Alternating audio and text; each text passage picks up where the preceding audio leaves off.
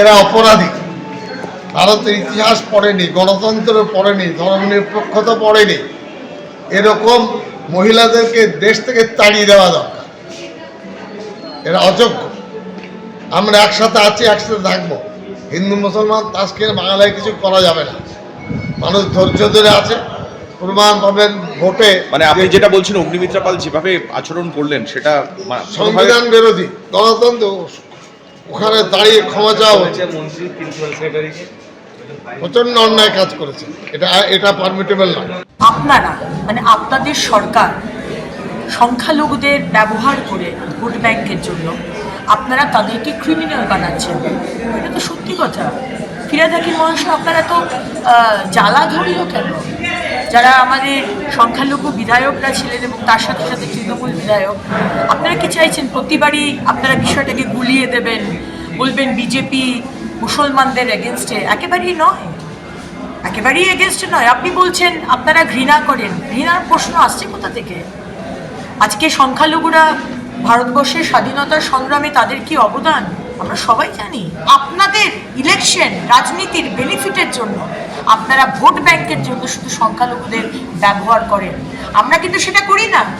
সবকা সাথ, সবকা বিকাশ, সবকা বিশ্বাস, সবকা প্রয়াস।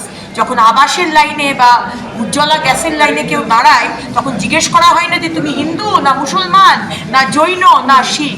ওটা আপনারা ধর্ম নিয়ে রাজনীতি করেন। সত্যি কথাটা বেরোবার সময় এসে গেছে। অগ্নিমিত্রা পাল যখন বিধানসভার অধিবেশনে এই মন্তব্য করছেন যে ক্রিমিনাল সংখ্যালঘুদের রক্ষা করা এই সরকারের একমাত্র কাজ, তার তীব্র প্রতিবাদ করেন রাজ্যের পুরমন্ত্রী। এই মন্তব্যের বিরোধিতা করেন এবং তিনি বলেন যে স্বাধীনতা সংগ্রামে বহু সংখ্যালঘু মানুষ তারা প্রাণ দিয়েছেন, আপনাদের ধিক্কার জানায় বলে মন্তব্য করেছেন রাজ্যের পুরমন্ত্রী। ক্ষমা চাইতে হবে বলেও দাবি জানান তিনি।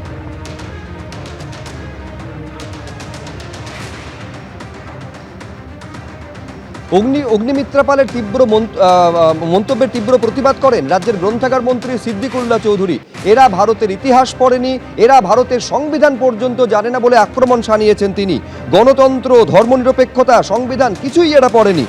এইরকম মহিলাদের দেশ থেকে তাড়িয়ে দেওয়া দরকার বলে মন্তব্য করেছেন তিনি। আমরা একসাথে আছি, একসাথে থাকব। হিন্দু মুসলমান তাস খেলে বাংলায় কিছু হবে না বলে মন্তব্য সিদ্দিকুল্লাহ চৌধুরীর। বিজেপি বিধায়ক অগ্নিমিত্রা পালের মন্তব্যকে ঘিরে বিধানসভায় তুলকালাম পরিস্থিতি তৈরি হলো। ক্রিমিনাল সংখ্যালঘুদের রক্ষা করায় এই সরকারের একমাত্র কাজ বলে মন্তব্য করেন অগ্নিমিত্রা পাল। আর তার এই মন্তব্যের তীব্র প্রতিবাদ করেন ফিরহাদ হাকিম। আপনি অসত্য কথা বলছেন, ক্ষমা চাইতে হবে বলে দাবি করেন পুরমন্ত্রী। স্বাধীনতা আন্দোলনে বহু সংখ্যালঘু মানুষ প্রাণ দিয়েছেন। অগ্নিমিত্রা পালের মন্তব্যের বিরোধিতায় এই জবাব দেন পুরমন্ত্রী। ফিরহাদ হাকিমের সঙ্গে তৃণমূলের অন্য বিধায়করাও বিক্ষোভে সামিল হন। ওয়েলে নেমে বিক্ষোভ দেখাতে থাকেন তারা। বিজেপি বিধায়কদের পাল্টা স্লোগান এবং বিক্ষোভে উত্তাল হয়ে ওঠে আজ বিধানসভার অধিবেশন।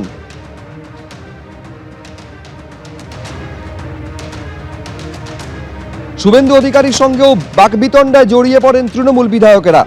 আজকে অগ্নিমিত্রা পাল যে মন্তব্য করেন সেই মন্তব্যকে কেন্দ্র করেও বিধানসভায় তুলকালাম পরিস্থিতি তৈরি হলো। ক্রিমিনাল সংখ্যালঘুদের রক্ষা করা এই সরকারের একমাত্র কাজ বলে মন্তব্য করেন অগ্নিমিত্রা পাল। আমি এইবার আপনাদের দেখাবো অগ্নিমিত্রা পাল ঠিক কি বলেছেন বাইরে এসে। এবিপি আনন্দ, এগিয়ে থাকে, এগিয়ে রাখে।